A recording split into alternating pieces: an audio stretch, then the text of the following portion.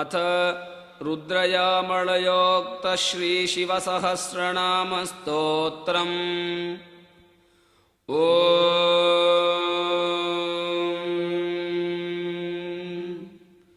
नमस्ते अस्तु भगवन् विश्वेश्वराय महादेवाय त्र्यम्बकाय त्रिपुरान्धकाय त्रिकाग्निकालाय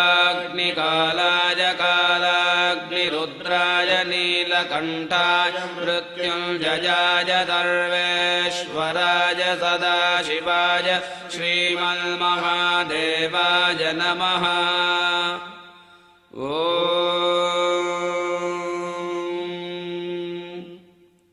अस्य श्रीशिवसहस्रनामस्तोत्रमहामन्त्रस्य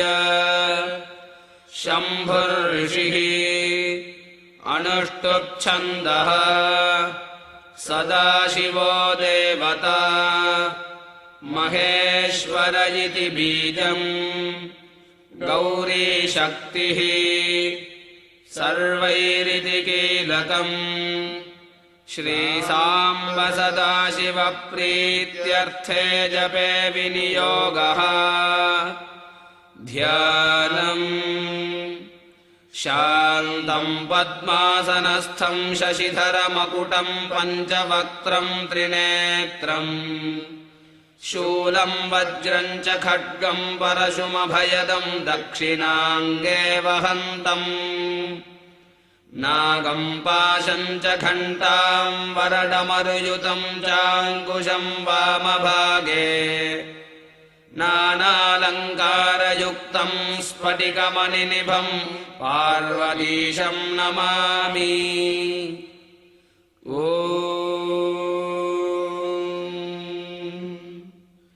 हिरण्यबाहुः सेनानीर्दिक्पतिस्तरुराडुरः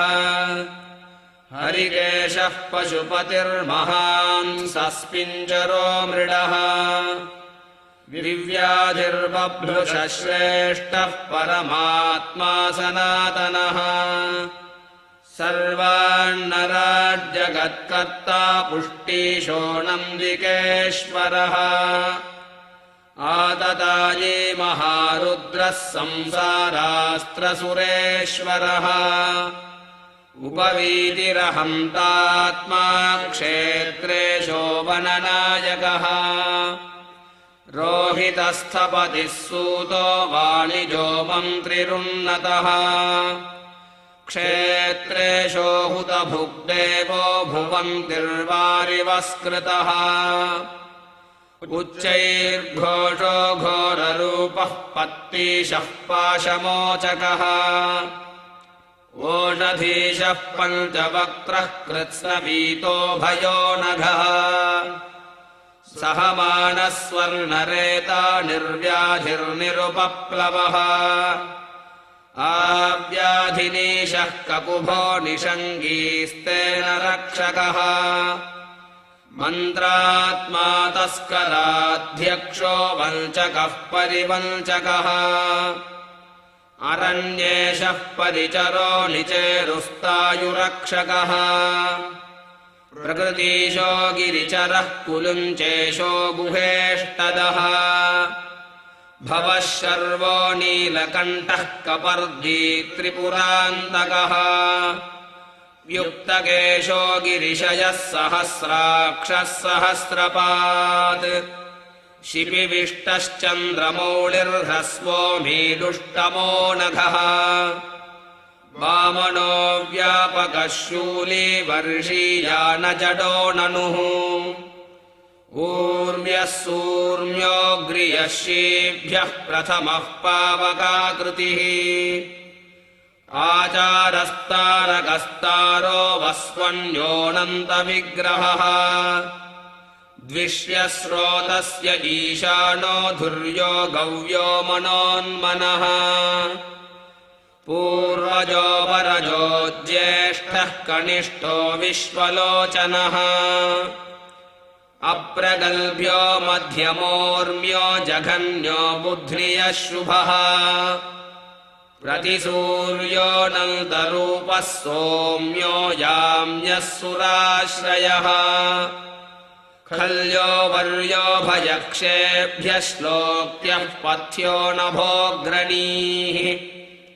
वन्यो वसान्यः पूतात्मा श्रवः कक्ष्यः प्रतिश्रवः आशुषेनो महासेनो महावीरो महारथः शूरोऽतिघातको वर्मी वरूथी बिल्मिरुद्यतः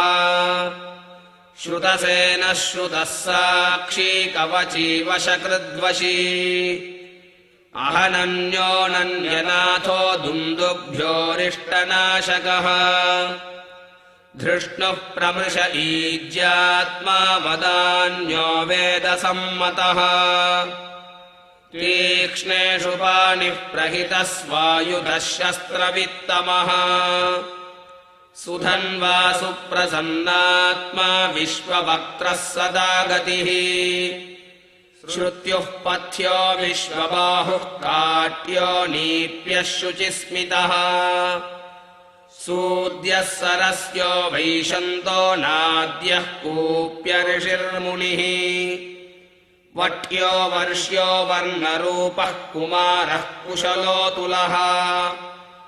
मेध्यो वेद्यो मेघशक्तिर्विद्युद्यो मेघविक्रमः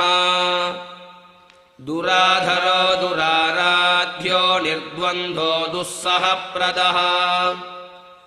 ईध्रियः क्रोधशमनो जातूकर्ण्यः पुरुष्टुतः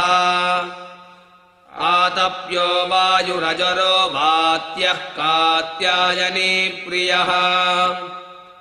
वास्तव्यो वास्तुपो रेष्म्यो विश्वमूर्धा वसुप्रदः सोमस्ताम्रोरुणः शङ्गो रुद्रः सुखकरः सुहृत् उग्रो भीमो भीमकर्मा भीमो भीमपराक्रमः अग्रे वधो हनेयात्मा हन्ता दूरवधो वधः शम्भुर्मयो भोर्नित्यश्च शङ्करः कीर्तिसागरः मयस्करः शिवतरः खण्डः परशुजः शुचिः तीर्थ्यः कूल्यो मृताधीशः पार्यो वार्यो मृताकरः शुद्धः प्रतरणो मुख्यः शुद्धपाणिरलोलुपः उच्च उत्तरणस्तार्यस्तार्यज्ञस्तार्यहृद्गतिः